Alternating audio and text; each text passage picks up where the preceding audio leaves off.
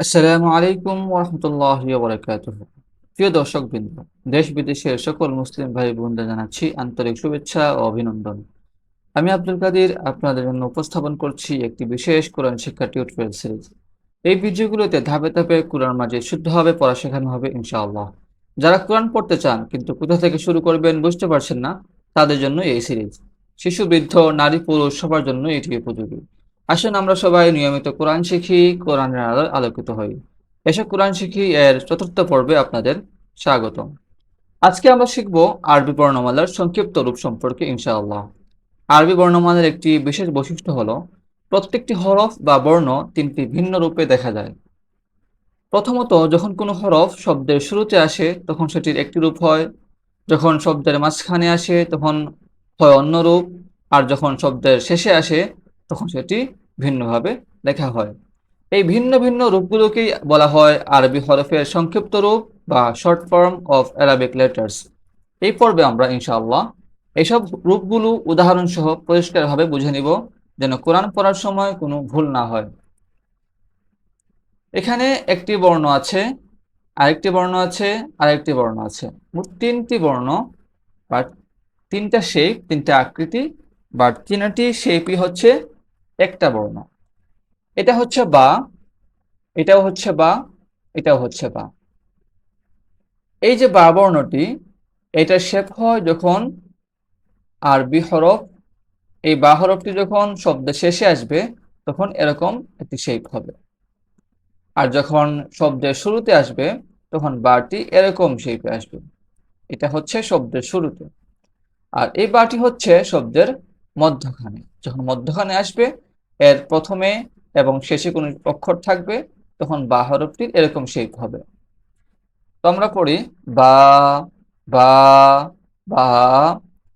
এই হরফগুলো বারবার প্র্যাকটিস করতে হবে আর ভালোভাবে দেখতে হবে। বা, বা, বা।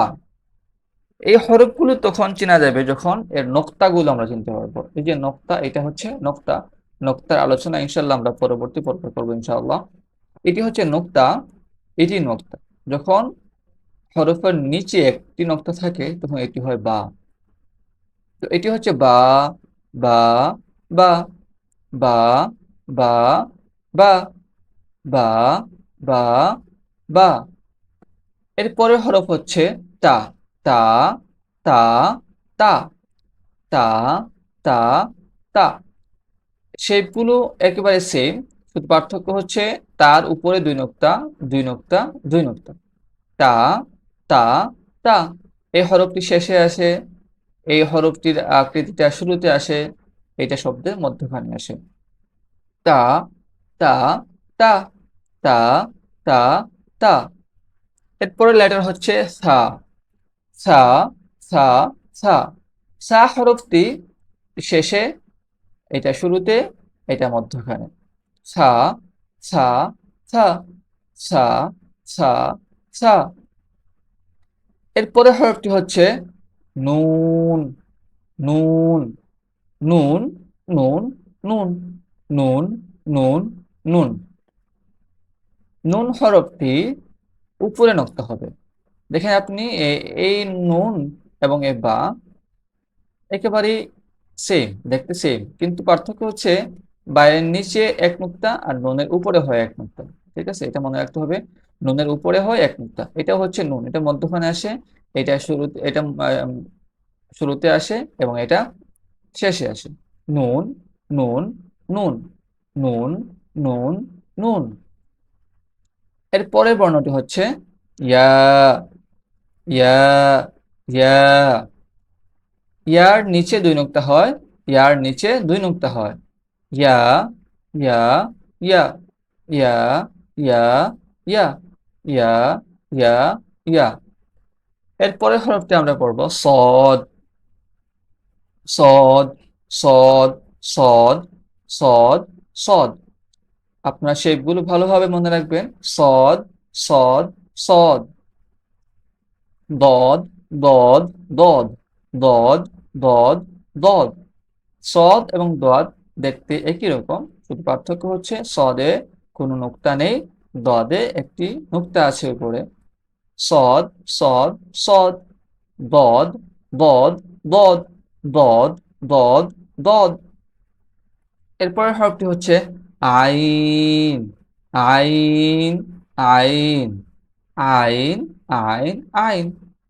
এটা শব্দের শেষে আসবে এই হরফটি, এটা শুরুতে আসবে এই লেখাটা, আর এটি মধ্যখানে আসবে। আইন আইন আইন আইন আইন। এরপরের হরফটি হচ্ছে গাইন গাইন গাইন গাইন গাইন গাইন গাইন। গাইন হরফটি শব্দের শেষে আসবে এরকম, শুরুতে আসবে এরকম, আর মধ্যখানে আসবে এরকম। গাইন গাইন গাইন গাইন গাইন গাইন।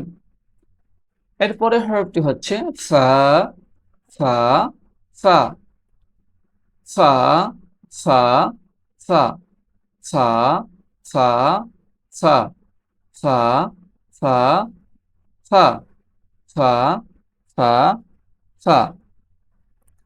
আলহামদুলিল্লাহ, আজকের পাঠ আমরা এখানে শেষ করছি। আশা করি আপনারা সবাই উপকৃত হয়েছেন। ভিডিওটি ভালো লাগলে লাইক দিন, শেয়ার করুন এবং আমাদের চ্যানেলটি সাবস্ক্রাইব করতে ভুলবেন না। কোরআন শিক্ষা একটি সওয়াবের কাজ, তাই আপনি শিখুন, অন্যকেও শেখার সুযোগ করে দিন। দেখা হবে পরবর্তী পর্বে ইনশাআল্লাহ। আসসালামু আলাইকুম ওয়া রাহমাতুল্লাহি ওয়া বারাকাতুহু।